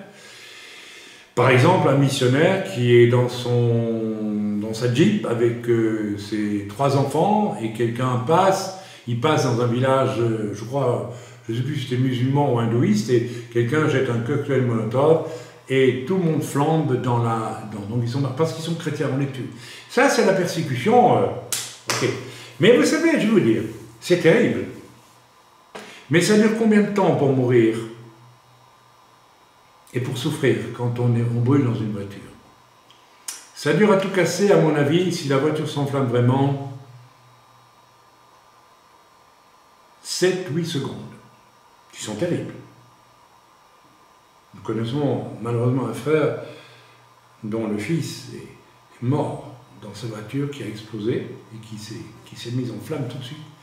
Il est mort en quelques secondes. C'est spectaculaire, c'est terrible, c'est de la persécution, mais il y a une autre persécution beaucoup plus, peut-être plus difficile à vivre. C'est d'être obligé de vivre avec les flammes morale autour de soi, de ceux qui, par leur comportement, montrent qu'ils ne sont jamais passés par le guet de Jabbok, par une vraie conversion. C'est aussi une espèce de feu, ça, vous savez, un feu qui dévore, qui ruine, qui mine, qui pompe. Vous voyez ce que je veux dire? La parole parle ici, dans ce psaume 26, d'une autre persécution bien plus subtile et néanmoins très réelle. L'obligation de vivre avec des frères, entre guillemets, ou des sœurs, entre guillemets, qui sont problématiques. Tant qu'un être n'est pas passé par le guet de Jabbok, vous comprenez ce que ça veut dire maintenant le guet de Jabbok, vous allez essayer de coller aux choses par vos propres moyens. Et vous allez faire des tonnes de bêtises, vous allez péchez sans cesse. Vous péchez plus à essayer d'être saint sans passer par la croix, et vous ne péchez plus quand vous êtes passé par la croix. Vous ne péchez plus. Waouh, ça va très loin, n'est-ce pas? Et l'obligation de vivre avec des frères, entre guillemets, et des sœurs, qui sont problématiques. Car ils refusent de passer par le guet de Jabbok, mais ils veulent aussi prouver, moi je suis quand même un bon chrétien. Et chaque fois qu'ils veulent être un bon chrétien, ils font des tonnes de bêtises. Ils énervent, ils irritent, etc., tout le monde, et puis on voit bien que ça ne fonctionne pas. Ne venez pas me dire que vous ne comprenez pas. Nous l'avons vu ad nauseum autour de nous, n'est-ce pas? Il serait temps que ça change, à mon avis. Alors nous citons les choses qui apparaissent dans ce cas-là. Verset 4, la fausseté. Je ne m'assieds pas avec les hommes faux. Donc je vis dans l'église avec des hommes ou des femmes faux. Je dis, moi je ne suis pas faux. Quoi, t'es pas faux? T'es sûr de ça? Oh là là! Tant que je ne passe pas par le guet de Jabbok, je suis faux. Il n'y a pas longtemps, une personne qui pourtant suivait l'église depuis longtemps a commis des fautes graves. Et nous avons dû lui dire, stop, puisque là tu fais du tort ouvertement à l'église. Tu critiques, etc., et tu fais des choses graves. Mais pour elle, non, non, non, je ne fais rien. Elle était fausse. Elle était fausse. La fausseté, c'est ça. C'est savoir qu'on fait ça, mais on dit non, je ne le fais pas. Je ne veux pas voir les choses en face. Jusqu'au jour où elle a cédé, cette personne, elle a connu son guet de Jabbok. Et elle a dit, c'est vrai, je suis comme ça. Je fais le mal. Et je vais le dire ouvertement. Elle l'a dit ouvertement. Sans nuance. Franchement. Elle est passée par le guet de Jabbok. Aujourd'hui, moi je sens une paix profonde autour de cette personne. Je sens une paix profonde. Je ne dis pas qu'elle est parfaite, hein. Personne n'est parfait, moi je ne suis pas parfait. Hein. Mais je sens la paix. Je sens la paix, la paix. Pourquoi est-ce que, quand on regarde certains croyants, on n'a pas la paix, mes amis? Soyons sincères, soyons honnêtes.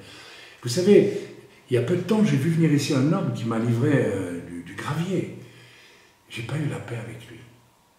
Il m'a dit, oh là là, vous savez, tu connais un tel serviteur en Suisse, je ne vais pas citer son nom. Puis je l'ai regardé, j'ai dit, mais qu'est-ce qu'il me fait là, ce bonhomme? Il s'est en excité, c'est tout. J'avais pas la paix avec lui. J'avais pas la paix. Il était une espèce de militant pour son petit groupe dans la région ici, mais j'ai pas eu la paix une seconde. J'avais pas l'impression d'avoir un frère né de nouveau en face de moi.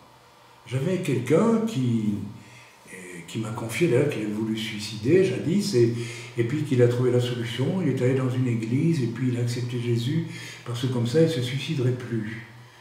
Mes amis, mais c'est pas être sauvé, ça. C'est trouver un médicament pour ne plus se suicider.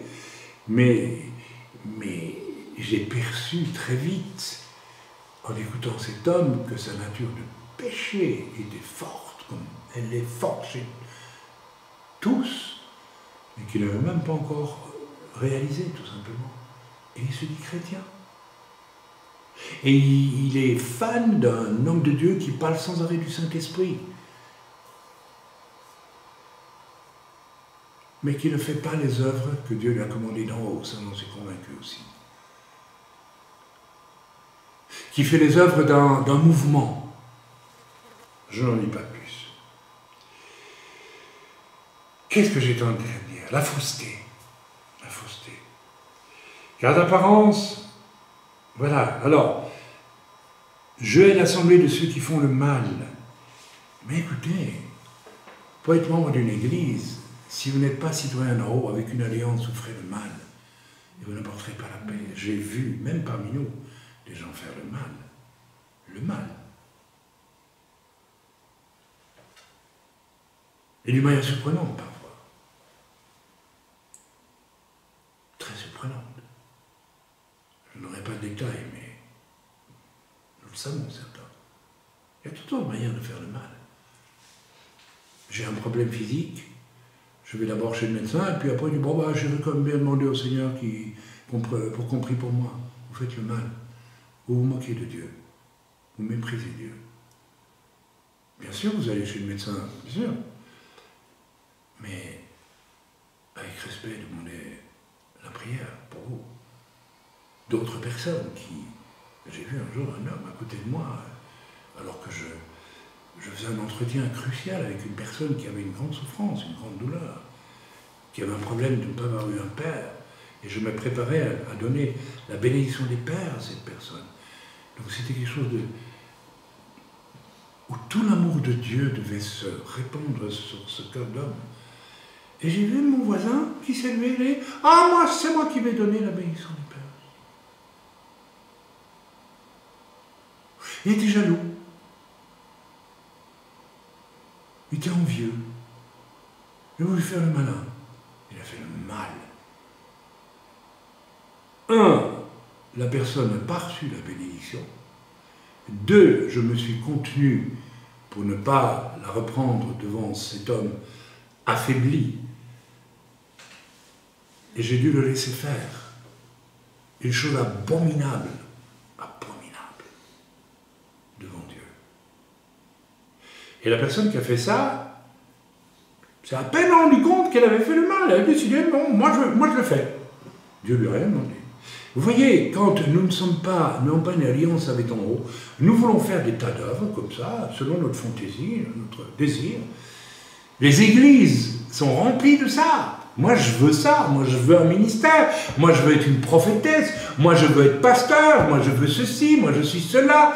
Quelquefois, vous rencontrez 50 chrétiens ensemble, vous avez l'impression d'être dans un comice agricole. Non, c'est moi qui est le meilleur, mais c'est moi qui suis plus spirituel. Qu'est-ce que c'est que ce monde? J'ai fréquenté une réunion de pasteurs, de 300 pasteurs pendant les années. Je n'y ai jamais ressenti la paix. Vous entendez ce que je vous dis? Ça vous choque? Ça fait rien, c'est très bien, soyez choqués si vous voulez. Ma femme et moi, nous y allions, nous avions mal au ventre en entrant, nous avions mal en ventre à la fin du week-end quand nous sortions. Nous n'avions pas la paix. Nous avions l'impression d'être dans un grand concours de vedettes. Il y avait sans doute quelques hommes parmi eux qui avaient une alliance privée avec Dieu. Je me rappelle d'un certain Jean Peter Schmidt qui avait une alliance avec Dieu. Mais à côté de ça, il y avait beaucoup d'autres choses. Il n'y avait pas d'alliance avec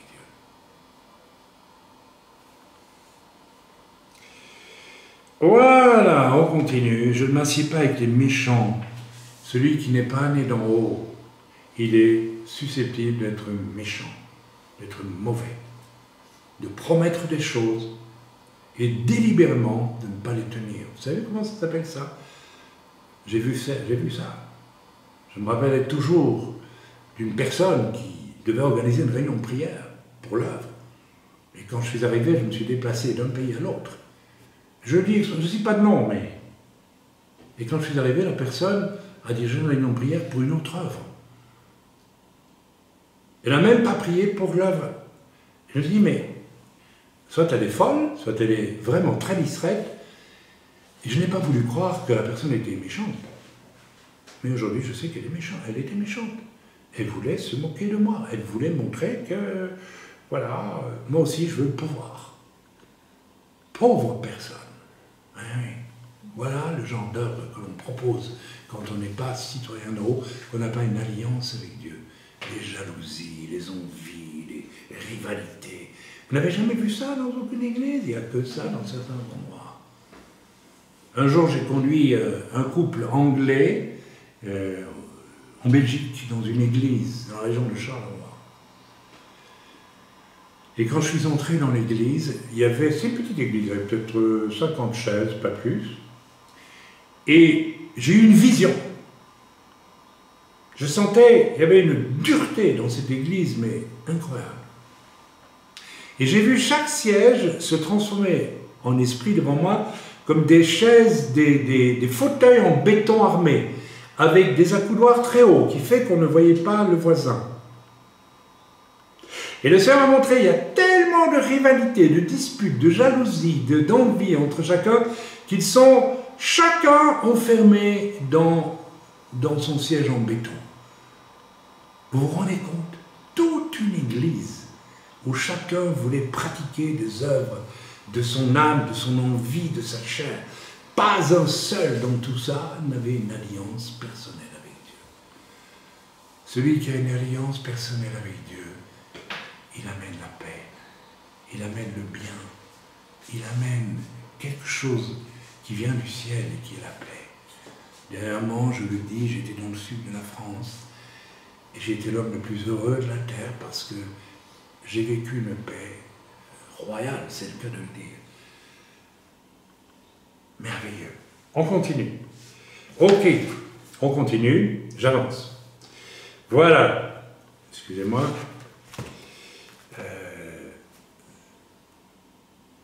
Donc, le psalmiste ici, qui est un juste, lui, se plaint de devoir vivre parmi des menteurs, des faux, des criminels, des hommes pécheurs, des mains criminelles dont les actes sont mauvais et répréhensibles. Et au verset 10, qu'est-il écrit? Dont les mains sont criminelles et la droite pleine de présents. Alors oui. Ah oui, les plus grands criminels sont parfois ceux qui n'est-ce pas? Ah ben oui. L'histoire du bakchich, vous vous rappelez ce dont j'ai parlé là, il y a quelques instants. Il y a un problème avec la caméra, il faudrait...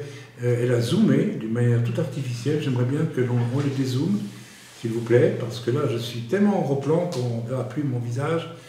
Veuille, s'il te plaît, pardonnez-moi, hein, dézoomer. Stop, là c'est bien. Comment est-ce possible? Nous ne savons pas. La caméra a zoomé toute seule, et puis voilà, donc... bon, ben, on le garde comme ça, hein, c'est bien, et puis je vais la surveiller pour voir ce qu'elle fait. Bien, donc ce verset 10 nous parle de quoi? D'un point faussement positif. Les mains, leur main droite de l'Écriture est pleine de présents. Ça recommence, Fabio, il faut vraiment que tu retournes de ton côté, vas-y, et que tu vois... Voilà, alors je parle au caméraman. Tu peux retourner vers moi parce que j'ai l'impression qu'elle zoome toute seule là. Alors je ne sais pas ce qui lui arrive à notre caméra, mais je te demanderai de venir régulièrement parce que Noé, elle a un problème, je ne sais pas pourquoi. Bon, voilà. Pourtant, on a mis tout ce qu'il fallait. Hein. D'après les indications, excusez-moi, vous qui écoutez le message, mais d'après les indications, tout va bien là, non? Tout va bien. Ok, donc je regarde la caméra. Ou bien, retourne le truc, regarde ce que tu vois, toi, et ça doit rester comme ça. Donc tu reviens si tu vois que ça... Pardonnez-moi pour... Ah ben écoutez, je pense que nous avons un message qui ne va pas plaire tellement à notre adversaire, le diable. Alors, il ne faut pas toujours accuser le diable de tout, mais enfin, bon, quand même. Ce point faussement positif, leurs mains droites sont pleines de présents. Je crois qu'en donnant beaucoup à l'œuvre de Dieu, je suis injuste. Tu n'es pas injuste du tout. Tu essayes d'acheter les choses. Tu essayes d'acheter l'affection, la reconnaissance d'autrui, mais tu ne veux pas une alliance avec Dieu. Tu veux la reconnaissance des hommes. Tu veux l'amour des hommes. Tu veux l'affection des hommes. En plusieurs années, j'ai traversé en période de ministère itinérant intense bien des églises, mes amis. Et à côté de saints authentiques, parce qu'il y en a un certain pourcentage, le droit de cœur, n'est-ce pas, etc., hommes et femmes, n'est-ce pas, portant toujours paisiblement des fruits réels. Je dis bien paisiblement, celui qui a une alliance avec Dieu en haut, qui a pris conscience de sa nature mauvaise, qui a pleuré dessus, et qui a dit à Dieu, je n'en veux plus, c'est terminé. Il s'est donc repenti. Celui-là, il va porter, ou celle-là, il va porter des fruits paisibles. Soit en témoignant, soit en priant, soit en faisant autre chose. Et s'il a un service dans l'Église, il va l'accomplir paisiblement. Voilà. Donc notre caméra nous joue des tours, mais nous allons continuer. Peut-être qu'on peut prier, Père, au nom de Yeshua, nous te prions que cette caméra eh bien, cesse de zoomer sans cesse, dans le bon nom de Jésus, ton Fils bien-aimé. Amen. Tu peux commander même aux caméras. Voilà, donc, ces hommes droits, ces femmes droites, au sens où j'en parle depuis pas mal de temps maintenant, n'est-ce pas, eh bien, portent des fruits réels, et magnifiques souvent, d'une façon paisible. A contrario, ils portent de très mauvais fruits et ils sont un souci pour l'Église. En plus, il y a une qualité chez ces gens-là qui ont une alliance avec Dieu. Elle est logique, cette qualité, ça s'appelle l'humilité. Si tu ne passes pas par l'épreuve très humiliante de découvrir en quoi tu es mauvais, c'est humiliant de découvrir qu'on est mauvais. Ce que j'ai découvert à ma conversion, qui ne me plaisait pas à Dieu du tout dans ma vie, C'était humiliant de découvrir qu'il croit, moi je suis capable de ça, oui, tu es capable de ça. C'était humiliant pour Pierre de découvrir qu'il était un lâche et un traître. Oui, c'était humiliant. Vous ne voulez pas de l'humilité, l'humiliation, certains. Vous ne voulez pas, vous ne supportez pas l'idée de découvrir que vous êtes mauvais, vous n'en voulez pas. Et en ça, je suis désolé, le diable a une grande emprise sur vous. C'est le diable qui vous tient. Mais vous êtes libre de lui échapper. Vous êtes libre, c'est à vous de choisir. C'est pas compliqué. Il y a donc là un terrible mélange et parfois même une majorité d'hommes ou de femmes problématiques dans l'Église. Vous savez, j'ai visité des églises où je n'ai vu que des problèmes quand j'allais prêcher à gauche et à droite. Aujourd'hui, je ne fais quasiment plus, vu mon âge et le fait que j'ai une œuvre qui est sur Israël, sur la Suisse, sur la France et puis même sur le Canada maintenant. Mais je me rends compte avec le recul que j'ai traversé des églises vraiment remplies de gens qui apportent des problèmes et pas des gens qui paisiblement portent des fruits qui leur sont inspirés d'en haut, tout simplement. Combien un homme, une femme qui est passé par son gué de Jabbok et qui s'est repenti et qui a entamé une alliance personnelle avec le Dieu vivant va être un homme humble, une femme humble, qui va générer des fruits, qui va le faire et qui va donner la paix. J'espère que, malgré que je sois sévère, je le sais, j'espère que je vous apporte quand même la paix. Vous pouvez me répondre franchement, je vous regarde, vous avez le droit. Jésus était sévère, mais il apportait la paix. Vous avez des gens mielleux, vous savez, des gens mielleux, c'est les gens mielleux. Ils sont toujours d'accord, ils sont toujours en train de me dire pardon, oui. Ils n'apportent aucune paix. Aucune paix. Ils apportent le trouble. Ils apportent la méfiance. Ils apportent la question, qu'est-ce qu'ils vont encore, qu'est-ce qu'ils vont encore me faire? Alors, il est grand temps de naître de nouveau. Ces gens-là ont des comportements qui démontrent qu'ils ne sont pas passés par la croix. Ce qui est quand même, mes amis, un étonnant paradoxe. Vous savez, se dire un paradoxe, c'est quelque chose, deux choses qui se contredisent, un paradoxe. Se dire chrétien et ne pas être passé par la croix, c'est quand même pas mal, ça, comme paradoxe. Les communistes disaient communistes, mais ils croyaient au communisme. Et ils étaient communistes, même en faisant des bêtises, mais ils l'étaient. D'accord? Mais les chrétiens, certains chrétiens, je suis chrétien, mais je ne veux pas de la croix. Ou alors ils vont dire, je vais porter une croix là, comme ça. Pour ça, vous avez des joueurs de rock, n'est-ce pas, qui sont des serviteurs de Satan, mais ils disent, mais je mets une croix. Ça devient un talisman, ça devient, voilà, comme ça, je suis protégé. Jésus, c'est juste une protection, un talisman pour certains. Vous êtes chrétien et vous ne voulez pas de la croix. Qu'est-ce que c'est? C'est quoi ce discours? C'est quoi ce discours? C'est ridicule. Vous êtes menteur, vous vivez dans le mensonge, vous vivez dans la fausseté. Il faut sortir de là. Il faut sortir de là. Je continue, je termine mon message, rassurez-vous.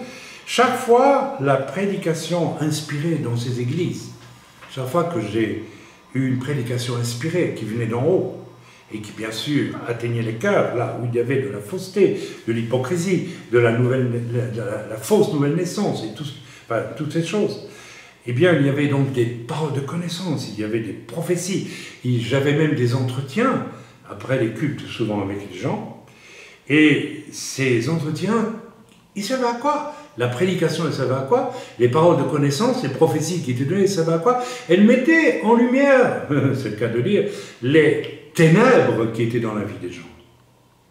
Puisque c'était l'Église et que les ténèbres n'avaient pas leur place, normalement, dans l'Église. Ces gens n'étaient pas nés de nouveau pour la plupart. Le mieux, c'est peut-être que tu restes derrière la caméra. Ah bah, prends ta chaise et assieds-toi, ce sera plus efficace.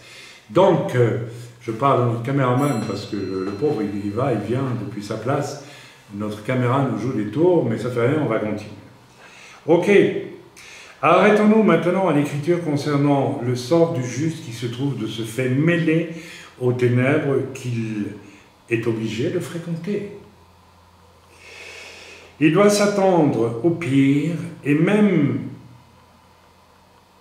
au pire le plus sournois et même les plus sournoises persécutions. Je vous préviens, vous qui avez une alliance avec le Dieu du ciel, vous devez vous attendre, même de la part de gens qui sont dans l'Église, qu'un jour ou l'autre, s'ils n'ont pas cette alliance avec le ciel, ils vont se retourner contre vous, ils vont vous persécuter.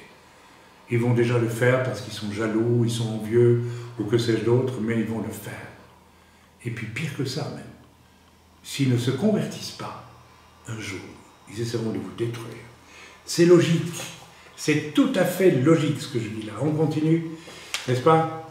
Ce fut le parcours de Jésus, ce parcours du juste qui doit vivre avec des injustes, confronté à l'hypocrisie religieuse, à la trahison, n'est-ce pas, des gens de son temps, des religieux de son temps, qui l'ont persécuté, qui l'ont rejeté, et qui a été confronté au formidable culot d'un pervers.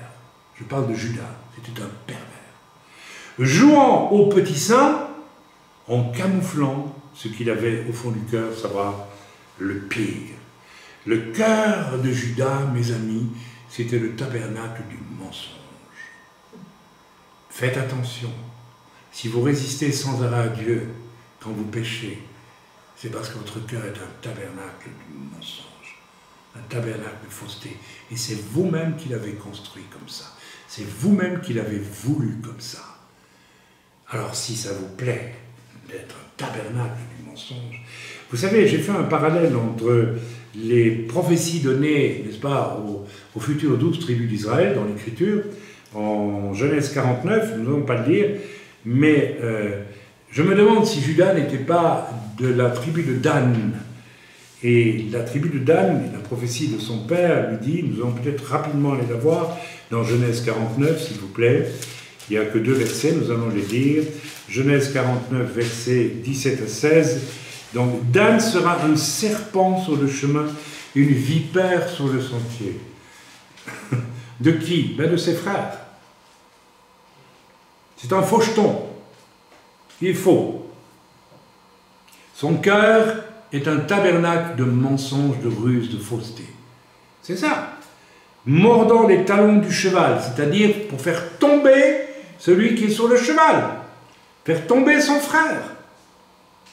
Et nous avons ça dans l'Église. Je vais venir dans quelques instants. Je parle à ceux qui ont une alliance avec Dieu. Vous devez faire attention.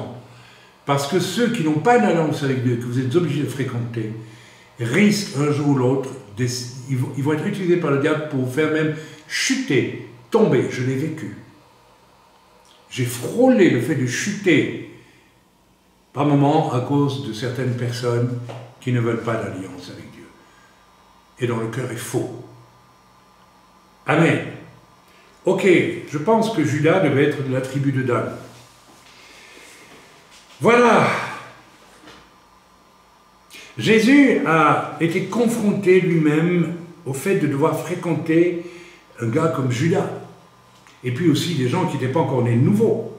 Il n'y avait pas que Pierre, il y avait tous les autres. Parce que les autres aussi l'ont abandonné. Amen.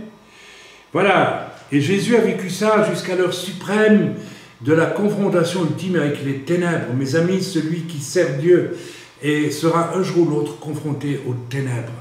N'est-ce pas? Et Jésus l'a fait, n'est-ce pas, jusqu'au bout.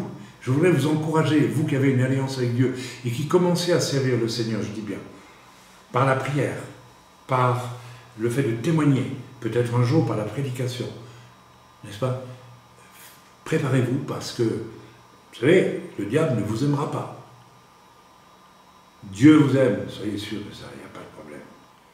Il vaut mieux être aimé de Dieu, haï des hommes, que l'inverse, que d'être aimé des hommes et réprimé par Dieu. Je pense toujours à ce verset qui dit « Plusieurs viendront en me disant, n'avons-nous pas prophétisé, s'il vous plaît? N'avons-nous pas chassé les démons? N'avons-nous pas guéri les malades ?» Et Jésus leur dira « Retirez-vous de moi, je ne vous ai jamais connu. » Waouh, quelle parole, quelle parole. Il y a là le message de la victoire, de la lumière sur les ténèbres. Jésus a confronté, a vécu avec des hommes charnels et mauvais, du fait qu'ils sont des fils d'Adam, tout simplement, et d'Ève. Et Jésus est allé jusqu'au bout, et Jésus a accompli sa mission. Écoutez bien, ceux qui ont tenu une alliance avec Dieu et qui servaient vraiment l'Éternel. Vous avez une mission à accomplir. Dieu vous a choisi pour ça. Et vous le savez d'ailleurs. Vous le savez au fond de votre cœur. Vous le découvrez en tout cas certains. Vous devrez accomplir votre mission jusqu'au bout. Aujourd'hui, Dieu vous demande de faire ceci, demain, il vous demandera autre chose. Et ainsi de suite. Il faudra aller jusqu'au bout. Il ne faudra pas vous égarer non plus. Le diable cherchera à vous égarer. Hors de la ligne que Dieu a prévue pour vous. Demandez la prière. Demandez la prière des frères et des sœurs. Ne faites pas n'importe quoi. Ne cherchez pas du travail comme ça, sans demander la prière. Vous démontrez par là que vous n'êtes absolument pas dans une alliance avec Dieu. Vous êtes un imprudent. Vous êtes dangereux pour vous-même. Restez humble. Restez humble. Si vous connaissez quelques personnes qui ont une alliance avec Dieu, vous pouvez leur demander la prière. N'est-ce pas? Alors, je vais peut-être terminer mon message ce matin. Je te demande simplement une chose, mon frère, ma sœur, ou mon supposé frère, ma supposée sœur. Choisis ton camp, une fois pour toutes. La lumière ou les ténèbres. Je crois que ce matin, nous avons, ça va toujours, nous avons suffisamment expliqué comment on fait partie du monde de la lumière, en découvrant d'abord les propres ténèbres qu'on a dans sa vie, et en le regrettant, et en pleurant sur notre péché, en demandant à Dieu de nous en délivrer. Et c'est très humiliant. Et ça doit être très humiliant. Ce n'est pas Dieu qui est humiliant, c'est notre péché qui est humiliant. C'est ce que nous découvrons de pas bon nous qui doit nous conduire à l'humilité. Point barre, point barre. Prions pour les serviteurs. Quand je dis serviteurs, c'est tous ceux qui ont une alliance avec Dieu, en haut, qui témoignent, qui prient. Il y a des sœurs chez nous qui prient beaucoup. Ils prient, elles ont une alliance avec Dieu, elles prient. Et on voit les fruits. Récemment, nous avons prié pour une sœur qui n'était pas bien, et puis maintenant elle va bien, parce qu'elle était dans un contexte terrifiant, très dur, très difficile. Voilà. Eh bien, la prière de ceux qui ont une alliance en haut a porté du fruit. Et certains ont peut-être prié, puis ça n'a porté aucun fruit, tout simplement parce qu'ils n'ont pas une alliance avec le Dieu d'en haut. Ils ont prié parce que le mot d'ordre a été donné dans l'œuvre, alors ils ont prié. Et ça n'a servi à rien. Par contre, il y a dû y avoir de la prière de personnes qui ont une alliance avec Dieu dans les lieux célestes, puisque la sœur va mieux. Amen. Donc on se réjouit. Alors on se réjouit que désormais, ce n'est plus grâce à la prière d'un serviteur qu'on va être guéri, que tout va aller mieux, qu'on va progresser. Non. C'est grâce à l'engagement de chaque personne dans l'Église qui a personnellement son alliance avec Dieu dans les lieux célestes, qui est fatalement du même ordre que la mienne ou que celle de tous ceux qui ont une alliance avec Dieu. L'alliance avec Dieu dans les lieux célestes que mon frère Denis a découverte est la même que la mienne. Exactement la même. Nous sommes passés par la même case. Et c'est pourquoi, la dernière fois que je l'ai vu, peut-être ça le gêne que je le dise, j'en sais rien, mais je n'ai pas pu m'en empêcher, je l'ai pris dans mes bras. J'ai dit, mais tu es mon frère. Je t'aime, je peux te dire je t'aime parce que tu es dans la même alliance. Je la connais, cette alliance. Je souhaite de tout mon cœur qu'il reste dans cette alliance. Je crois que d'autres aussi connaissent cette alliance, mais préoccupez-vous de savoir si vous la connaissez. Amen. C'est très important. Donc nous allons prier pour ceux qui ont une alliance avec Dieu et qui portent des fruits. Nous allons les soutenir, mes amis. L'Église ne doit pas être une espèce comment vais-je dire, d'éternel hôpital pour chrétiens qui péclotent, comme on dit en Suisse. L'Église doit être un lieu où l'Église fortifie, soutient, encourage. L'apôtre Paul dira lui-même, parce qu'il avait confiance dans l'Église, il amenait les gens à avoir une alliance avec le Dieu d'en haut et pas être des religieux qui suivent ses enseignements à lui. Non, ce n'était pas son but. Il pouvait demander à l'Église, priez pour moi, parce que j'en ai besoin. Il était en première ligne. Il faut que l'Église, que notre œuvre devienne une œuvre d'hommes et de femmes qui ont tous une alliance avec le Dieu des cieux et qui peuvent prier pour soutenir ceux qui travaillent. Et puis on vous soutiendra, vous qui travaillez demain, et puis un autre, on va continuer. Et à ce moment-là, vous savez ce qui va se passer? Eh bien là, on peut vivre un réveil. Parce que là, les âmes peuvent venir au Seigneur vraiment. Autrement, on passe son temps à soigner des gens qui aiment bien rester malades. Il faut sortir de là, mes amis. Il faut sortir de là. Amen. N'est-ce pas une horreur de découvrir, n'est-ce pas, que le diable dispose de collaborateurs au sein de l'Église pour essayer d'amener des saints dans la chute et le trouble? Oui! Vous savez, je l'ai vécu avec certaines personnes qui s'évertuaient à faire des problèmes et des problèmes et des problèmes. J'ai frôlé le moment où j'allais vraiment exploser, ce qui n'est pas une bonne chose. Et pécher. Si on me dit, attention, fais gaffe, arrête-toi. La personne est épouvantable, mais le diable est en train d'utiliser pour te conduire à pécher. Vous allez dire, c'est pas possible. Je ne l'ai pas fait, je me suis retenu. Mais j'étais au bord. Mes amis, vous qui avez une alliance avec Dieu, faites attention. Pour vous empêcher de continuer à avoir cette alliance et de porter du fruit pour Dieu, Dieu va essayer de vous faire pécher. Oui, absolument. Alors faites attention. Ne vous laissez pas irriter par ce qui est autour de vous. Ne marche pas avec Dieu, tout simplement, c'est tout. Exhortez, comme j'exhorte là ce matin, mais faites attention. Faites attention. Parce que je peux vous le dire, et je dois le dire, et je le dis, parce qu'il faut le dire. Tous ceux qui n'ont pas une alliance individuelle avec Dieu sont des outils dans les mains du diable, dans l'Église. C'est une évidence. Si vous me prouvez le contraire, vous m'achetez une nouvelle Bible. Amen, toute la Bible en parle. Je termine avec ceci. Si tu es de ces tristes instruments-là, eh bien, tu connais le chemin maintenant. Tu peux accepter que tu es mauvais et qu'il faut que tu passes au guet de Jabbok. Et que, comme Pierre, tu pleures amèrement sur ce que tu es. Bien sûr, si tu résistes, si tu veux rester comme tu es, ben, très bien. Tu es un fils du diable. Quoi? Moi? Mais je vais à l'église. Tu es un fils du diable. Le diable ne peut pas se repentir. Impossible. Parce qu'il se nierait lui-même. Or, il n'a qu'un objectif, j'allais dire dans la vie. Lui, il ne meurt pas. Hein. Il n'y a qu'un objectif. C'est toujours essayer de se valoriser. Toujours, il est toujours habité du même désir d'être comme Dieu, d'être Dieu lui-même. Il ne peut pas se repentir. Or, il a eu une alliance avec Dieu à une époque. Il l'a rejetée. Pour devenir l'être qu'il est. Tant que tu refuses, écoute bien mon frère, ma soeur, écoute bien, tant que tu refuses le guet de Jabbok dans ta vie, tu es un allié du diable, même si tu ne veux pas le voir, même si tu ne veux pas le reconnaître.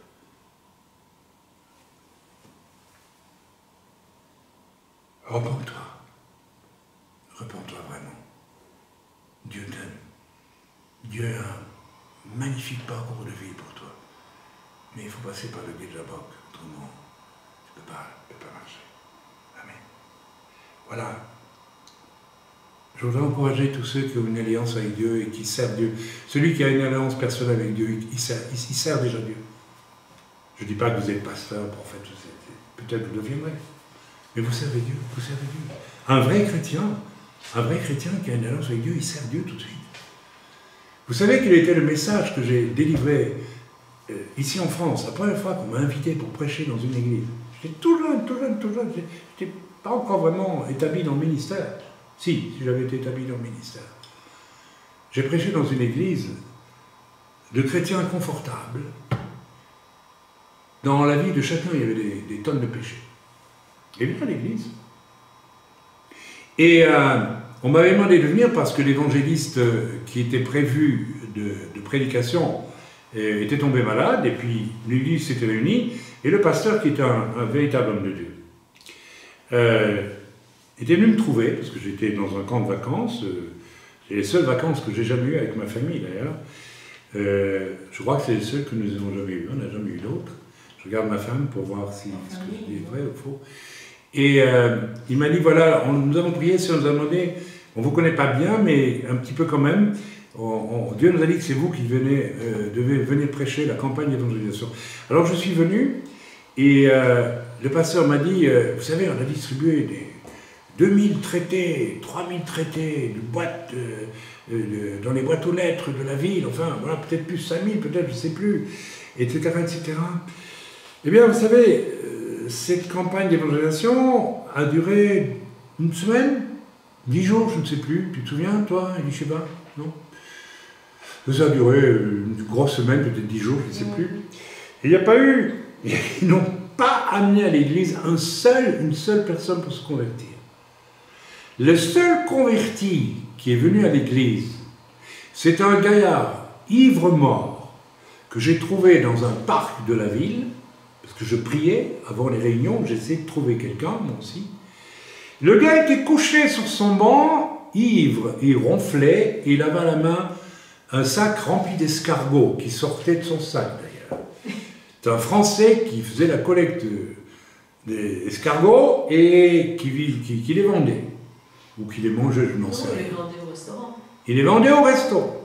Et il ronflait, mais vraiment, c'était juste avant le culte, avant la réunion. Alors je lui ai parlé, il m'a dit, ah, oui, d'accord. Tu sais que, enfin, je ne sais plus ce que je lui ai dit, mais je lui ai parlé de Jésus. Hein. Il dit, tu sais, tu devrais venir à la réunion, parce que là, tu vas entendre parler du Seigneur. Eh bien, il est venu. Il marchait comme ça, il était avec son sac plein d'escargots, il s'est assis, et vous savez quoi? La puissance de Dieu, l'alliance que j'avais avec Dieu dans les cieux. Écoutez bien ce que je vais vous dire, vous qui rêvez avoir la puissance, encore il faut savoir laquelle. Il a été foudroyé, mes amis, et il s'est converti ce jour-là, dans l'église. Alors le pasteur m'a dit, mais comment se fait-il? Vous venez de l'extérieur, vous ramenez un mec complètement saoul, avec des escargots, et puis il se convertit, et nous l'avons... J'ai dit, vous savez pourquoi? Vous avez regardé toutes vos brebis, là, elles sont pleines de péchés. Toutes. Si vous voulez, je leur propose à toutes un entretien privé, et on va faire le travail.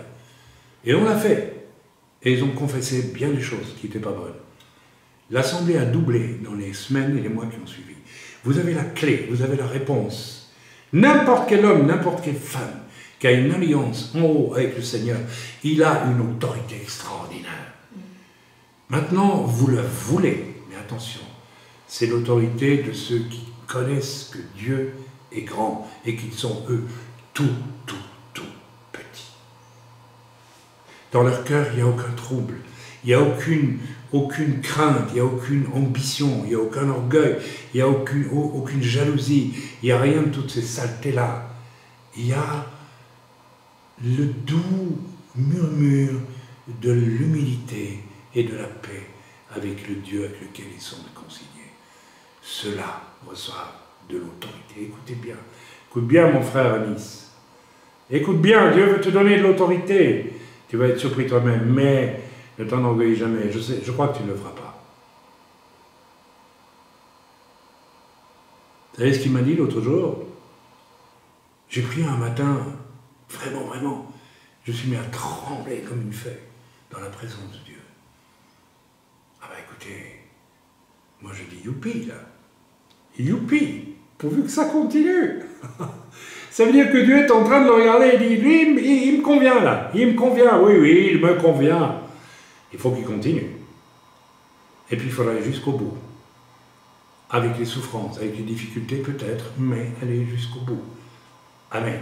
Peut-être que c'est ce que certains ne veulent pas souffrir. Vous ne voulez pas souffrir? Très bien. Allez au football, allez au club de tennis, faites ce que vous voulez, mais venez pas à l'église. Perdez votre temps. C'est inutile, ça ne sert à rien. Soyez bénis dans le nom de Jésus. On va tous prier maintenant, s'il vous plaît. Nous allons prier. Père éternel, je te prie d'abord pour ceux qui ont une alliance avec toi et qui te cherchent de tout leur cœur, individuellement, personnellement, qui font ce qu'il faut pour ça. et qui entendent ta voix et qui accomplissent tes desseins. Je te prie pour eux. Je te prie aussi pour nous, qui agissons comme ça depuis tant d'années. Merci pour le cadeau que tu nous as fait avec la soif, après être converti de cet homme qui est venu nous trouver ici. Merci Seigneur, parce que ça, ce sont de beaux fruits, des fruits magnifiques. Et nous avons vu tout de suite la beauté dans le cœur de cet homme. Merci Seigneur, parce qu'il va devoir passer aussi par son guet Jabbok. Peut-être qu'il est déjà passé, je ne sais pas, je ne sais pas. Toi tu sais, Père. Conduis-nous tous au guet Jabbok, Père, et que là, nous cessions d'être des fils du diable, et que nous devenions tous ensemble des fils de Dieu. Merci pour ceux qui le sont, merci pour celles qui le sont, et merci pour ceux qui vont le devenir dans le bon nom de Jésus, ton Fils bien-aimé. Amen. Merci, Père.